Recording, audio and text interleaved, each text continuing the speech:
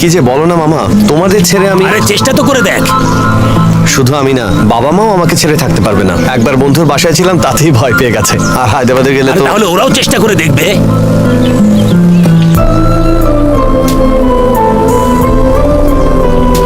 তুই একটা কাজ কর, ওদের কাছে যা আর বল তুই চাকরি করার জন্য হায়দ্রাবাদে যাচ্ছিস।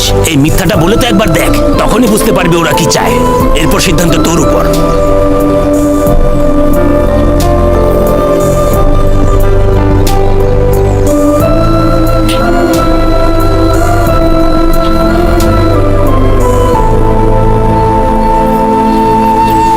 বাবা, মামা বলছিল হায়দ্রাবাদে একটা চাকরি দেবে, ভাবছি ওখানেই চলে যাবো। সত্যি? তাই বুঝি? ওই রতন আছে না, ওর ছেলে পুনেতে চাকরি করে, তাতেই কি অহংকার। এবার মুখটা ভেঙে দেব, দেখা হলেই বলতে থাকে তোমার ছেলে তো কিছুই করে না। আরেকবার বলে দেখুক দেখি। কিন্তু হায়দ্রাবাদে তুই থাকবি কোথায়? ওখানে আমার এক বন্ধু আছে, ওর বাসায় থাকবে। না না, আমি ওখানে থাকবো না। বাবা, মায়ের কথাটা আগে শোন। কথাটা তো শোন। ওরা ভালো মানুষ।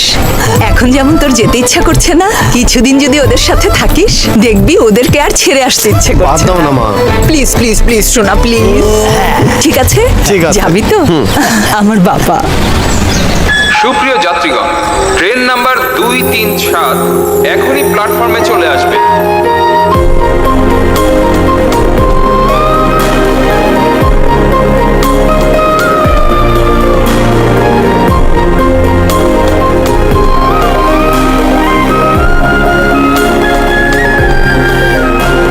এই নে পানির বোতল। কি রে, তোর এত দেরি হলো কেন? কোল্ড ড্রিঙ্কসের দোকানের পাশে লাল চেক শার্ট পরা ছেলে খুবই খারাপ ব্যবহার করলো। লাল চেক শার্ট? হ্যাঁ, আজকাল তো ট্রেনে একা একা ট্রাভেল করতে খুবই ভয় লাগে। ট্রেনে সব ছেলেদের শুধুমাত্র একটাই কাজ থাকে, সারা বগিতে ঘুরতে থাকে আর যেখানে কোনো সুন্দরী মেয়ে দেখে সেখানেই বসে পড়ে আর আমাদের ঘুমানোর অপেক্ষা করে। এরপরেই শুরু হয় ওদের আসল কাজ। উফ, ছি ছি। শোন, ওই লাল চেক শার্ট পরা ছেলেটার কাছ থেকে দূরে থাকিস, খুব সাবধান। চিন্তা করিস না, গ্রামের ছেলেদের চালাকি হায়দ্রাবাদীদের সামনে টিকতে পারবে না। সামনে আসুক, বাপের নাম ভুলিয়ে দেব।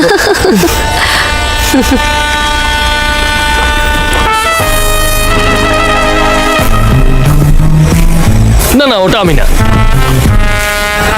গ্রামের ছেলেদের চালাকি হায়দ্রাবাদীদের সামনে টিকতে পারবে না? আমাদের গ্রাম সম্পর্কে এত বড় কথা? আজকে রাতে ওর ঘুমের 12টা বাজাবো, তারপরই ঘুমাবো। নে এবার শার্ট খোল। খোল বলছি।